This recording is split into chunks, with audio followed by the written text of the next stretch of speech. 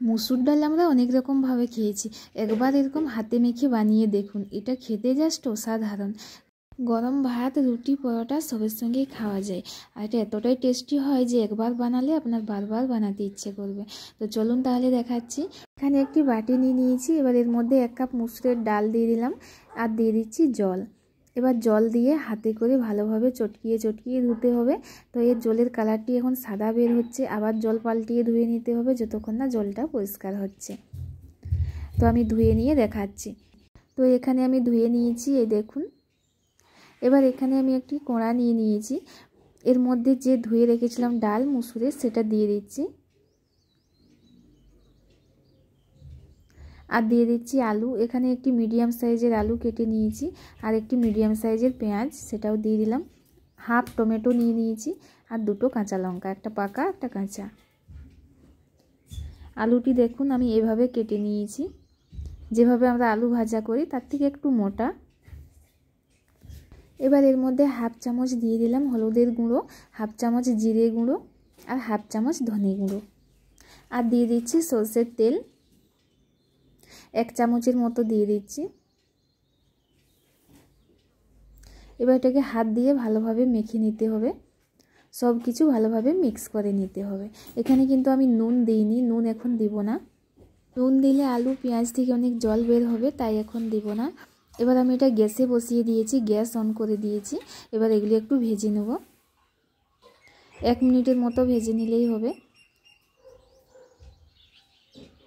গ্যাসটা মিডিয়াম লো ফ্লেমে রেখে ভেজে নিচ্ছি। ভাজা হয়ে গেছে, এবার এখানে আমি 1 গ্লাসের মতো জল দিয়ে দিয়েছি, নুন দিয়ে দিলাম। এবার এটা আমি ঢাকা দিয়ে দিচ্ছি, ঢাকা দিয়ে সিদ্ধ করে নেব। এবার ঢাকা খুলে নিচ্ছি। তো দেখুন মুসুরের ডাল সিদ্ধ হয়ে গেছে, এই দেখুন, আর জলও অনেকটা কম হয়ে গেছে, হালকা হালকা জল আছে। এবার এটা আমি নামিয়ে নিচ্ছি। নামিয়ে কড়া ধুয়ে আবার বসিয়ে দিয়েছি, কড়া গরম হয়ে গেছে। এবার এর মধ্যে অল্প সরষের তেল দিয়ে দিলাম আর এখানে একটি ডিম নিয়ে নিয়েছি, এবার এটা দিয়ে দিচ্ছি। আপনারা যদি ডালের পরিমাণ বেশি রাখেন তাহলে এখানে 2টো ডিম দিবেন। তো আমি এখানে 1 কাপের জন্য একটা ডিম দিয়ে দিয়েছি। এবার এর মধ্যে আমি নুন দিয়ে দিচ্ছি, দিয়ে এটাকে ঝুরো ঝুরোভাবে ভেজে নিতে হবে ডিমটি।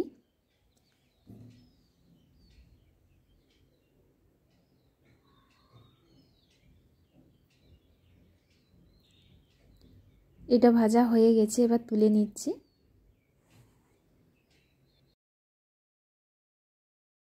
এবার ওই কড়ার মধ্যে অল্প সরষের তেল দিয়ে দিচ্ছি। তেল গরম হয়ে গেছে, এর মধ্যে দিয়ে দিলাম কালো জিরে আর রসুন। এখানে 3 কোয়ার মতো রসুন ছিল, ছোটো ছোটো করে কেটে রেখেছিলাম, সেটা দিয়ে দিলাম। এবার এই রসুনগুলি ভেজে নেব। আপনারা এখানে লঙ্কাও দিয়ে দিতে পারেন, তো আমি আগেই লঙ্কা 2টো দিয়েছি তাই আর দিব না। এবার দিলে আর একটু ঝাল বেশি হয়ে যাবে, তো যদি ঝাল খান তাহলে আরেকটি লঙ্কা এখানে দিয়ে দিতে পারেন। এটা ভাজা হয়ে গেছে, এবার সিদ্ধ করে রাখা ডাল দিয়ে দিলাম। এবার এটা ভালোভাবে মিক্স করে নিতে হবে। এখানে আপনারা অন্যান্য সবজি দিয়েও বানিয়ে নিতে পারেন, আমি যেমন এখানে শুধু আলু পেঁয়াজ দিয়েছি, আপনারা এখানে বিনস, গাজর, মটর এসব দিয়েও বানিয়ে নিতে পারেন।